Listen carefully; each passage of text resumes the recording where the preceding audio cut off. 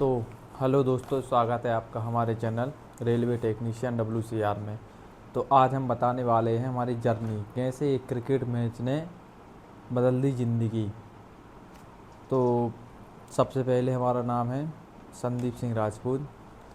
मैं सागर से हूँ और मैं रेलवे में टेक्नीशियन हूँ, टेक्नीशियन ग्रेड 3। अब है हमारी जॉब कौन सी है, तो हम हुए थे 2019 वाले बैच रेलवे ग्रुप डी की भर्ती हुई थी, जिसमें असिस्टेंट वर्कशॉप की पोस्ट पर मैं सेलेक्ट हुआ था और मेरा 2 साल में प्रमोशन हो गया था। तो अब हम हो गए रेलवे टेक्नीशियन ग्रेड 3 और फिटर है मेरी ट्रेड। तो अगले लगभग 1 सवा साल में दूसरा प्रमोशन हो जाएगा, उम्मीद है बिल्कुल। तो हम हो जाएंगे ग्रेड 2। तो हम कितने साल से कर रहे हैं, तो लगभग हमें 3.25 साल हो गए हैं। लगभग जून में 3 साल हो जाएंगे कंप्लीट। अरे 3 साल की जॉब में एक प्रमोशन हो चुका है, 1 साल होने वाला है लगभग। तो फिर हमने कितने एग्ज़ाम दिए, तो मैंने सबसे पहले दिया था MTS का। उस समय हमने इंग्लिश पढ़ी नहीं थी, तो देने गए थे। पहला एग्ज़ाम था तो कुछ 70 नंबर आए थे, ऐसे 69-70 नंबर। तो लगभग ठीक ही गया था। कट ऑफ से होंगे, पता नहीं कितनी गई थी कट ऑफ, लेकिन मेरा पहला एग्ज़ाम था। फिर उसके बाद हमने डायरेक्ट दिया था SSC GD का।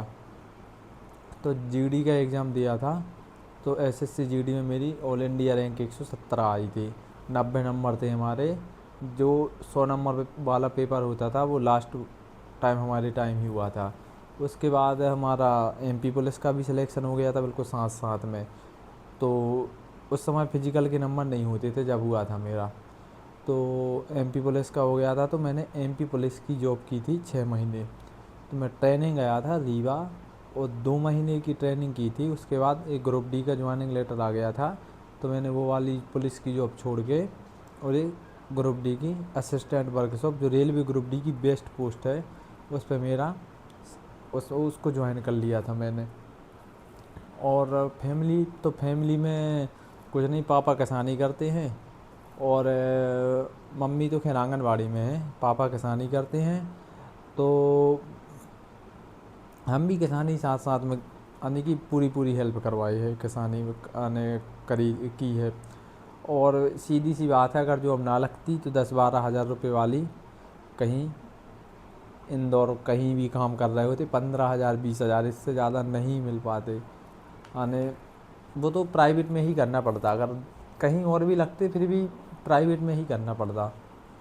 और सोसाइटी का प्रेशर तो सबसे ज़्यादा था ही कि भैया सरकारी नौकरी, क्योंकि सरकारी नौकरी की ही इज्जत है। अगर सरकारी नौकरी नहीं है तो कोई इज्जत नहीं है। तो इसलिए मस्ट था कि सरकारी नौकरी लगानी ही है। तो अपन भाई कॉलेज के बाद गवर्नमेंट जॉब की तैयारी में लग गए थे। लॉकडाउन में तो नहीं की, उसके बाद की है तैयारी। तो अभी है कि टर्निंग पॉइंट, तो टर्निंग पॉइंट था एक क्रिकेट मैच, क्योंकि उस समय हम लॉकडाउन से लगभग समाप्त होने वाला था। उस समय बहुत क्रिकेट खेलने जाते थे। तो एक दिन फील्डिंग करते टाइम फील्डर से टकरा गया और यहाँ की ये पूरी आँख फट गई, यहाँ से यहाँ तक। अब हमने घर में भी नहीं बताया। जब हमने घर में नहीं बताया तो आँख सूज के इतनी बड़ी हो गई, पूरा आँख छिप गई, इतनी बड़ी हो गई। तो अब आँख छिप गई, तो फिर दूसरे दिन पता पड़ गया। फिर डॉक्टर आया, इलाज कराया, फिर घर वालों ने बहुत सुनाई और फिर तो ऐसा लगो कि यार अब सब बंद, अब नौकरी लग है, उसके बाद ही क्रिकेट खेल भी रहे हैं, उसके अलावा क्रिकेट खेलने नहीं जाएंगे उससे पहले। तो ऐसा ही किया था हमने कि हमने नौकरी लगने तक कोई क्रिकेट मैच नहीं खेला। फिर ओनली हमने पढ़ाई की, और हमारी फिर 3 ज्वाइनिंग लेटर साथ में आए लगभग।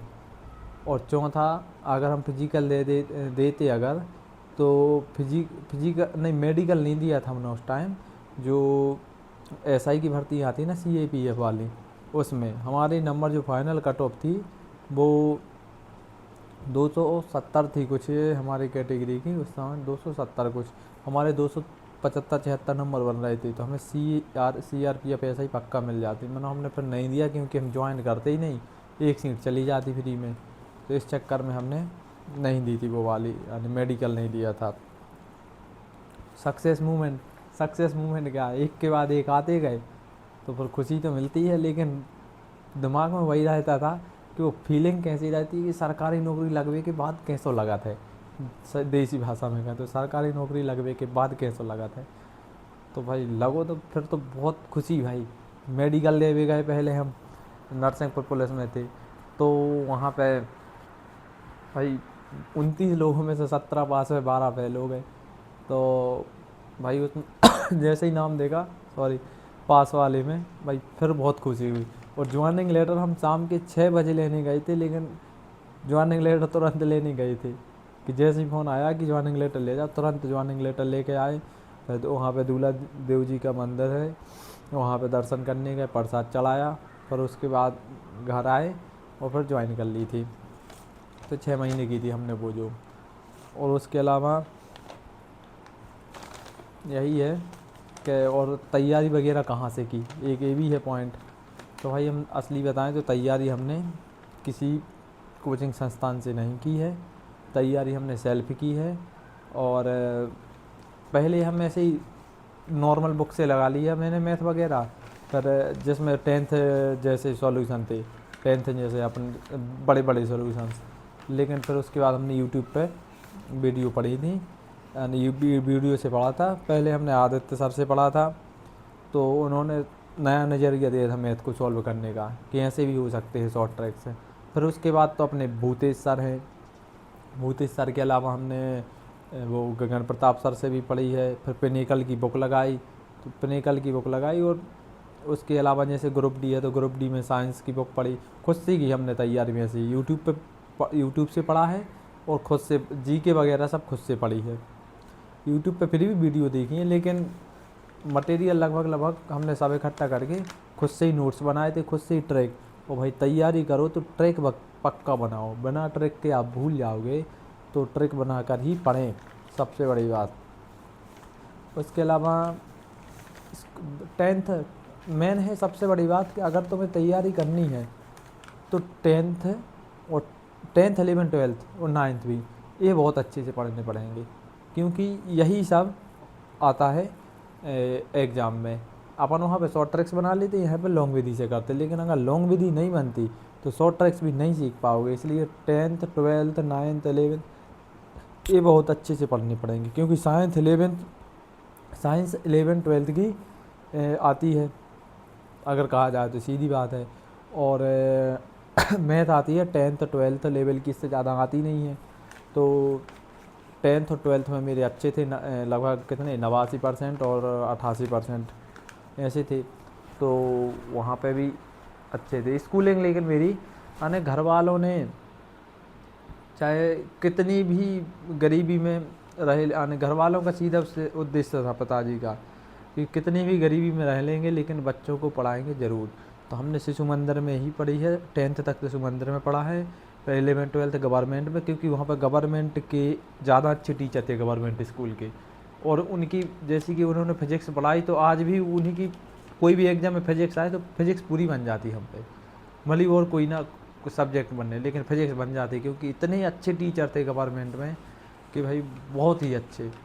और उसके अलावा 10th में मैथ, 10th में, जबकि हमारे 9th में हमारे मैथ में 60-70 नंबर थे कुल टोटल, बनती ही नहीं थी। लेकिन 10th में इतने अच्छे टीचर मिले, इतने अच्छे से पढ़ाई उनने कोचिंग में, कि वहाँ से तो मैथ बिल्कुल टॉप क्लास हो गई, लगभग टॉप रही हैं। 99 नंबर थे मेरे 10th में, अब सोचो।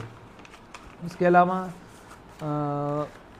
वही है, कॉलेज हमने हरी सिंह गोर यूनिवर्सिटी से की और BSc की है बस। उसके बाद तैयारी लग गए, और फेलर बताए दे रहे, तो कोई नहीं बतावे लेकिन हम बता रहे फेलर। हम CGL की तैयारी कर रहे, 3 बार मेंस दे चुके, लेकिन CGL का एग्ज़ाम नहीं निकल रहा मुझसे, क्योंकि हम पे इंग्लिश नहीं बनती उतने अच्छे से। तैयारी फिर कर रहे इस बार, लगभग ये लास्ट अटैम्प्ट है, इसके बाद तैयारी नहीं करूँगा। उसके बाद जैसे कि घूमना, हमारी हॉबी है घूमना, क्रिकेट खेलना, ये सब कर लेंगे। फिर डिपार्टमेंटल एग्ज़ाम की तैयारी कर लेंगे आज में, लेकिन फिर तैयारी नहीं करेंगे। तो ये मेरा लास्ट अटैम्प्ट है। और चैनल बनावे को पर्पज़, तो चैनल बनावे को पर्पज़ है कि हम बोलने में बहुत हिचकिचाते थे और हिचकिचाते हैं, तो हमारी जो बोलने की जो क्या कहें, हम देखो अच्छे से बोल नहीं पाते थे, तो बोलना सुधारना है कि हम माइक पे बोल सकें और कोई किसी के सामने अपनी बात रख सकें, ये है। और हमने डीएड भी करने की कोशिश की थी, लेकिन उससे पहले ही ज्वाइनिंग लेटर आ गया बीच में, तो डीएड हो नहीं पाए। और वर्ग 3 में मेरे 104 नंबर थे। अगर उस समय मेरी डीएड होती और अगर होती तो हम पढ़ लेते, तो आराम से सिर्फ 1 नंबर चाहिए था और हम वर्ग 3 के टीचर बन जाते। लेकिन उस समय मेरी डीएड नहीं थी, तो मैं बिना पढ़े पेपर देने चला गया था। तो भाई ये है मेरी जर्नी। और अगर किसी को कुछ भी क्वेश्चन हो तो वो कमेंट में ज़रूर पूछेगा कि एग्ज़ाम कैसे निकलेगा, रेलवे की जॉब के बारे में, पुलिस के बारे में, कुछ भी जानकारी चाहिए हो और कोई भी असिस्टेंस चाहिए हो तो कृपया करके मुझे बताएं।